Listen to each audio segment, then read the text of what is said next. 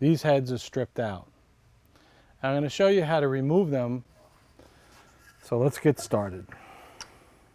I'm going to put it here in my vise. Okay, so I have a rubber band. I'm going to put the rubber band onto the head of the Phillips, and we're going to go slow and steady outward, okay? You have to put nice pressure on this, and we'll back it out.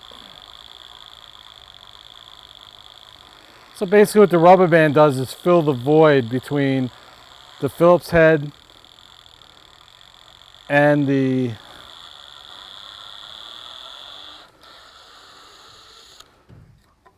you go.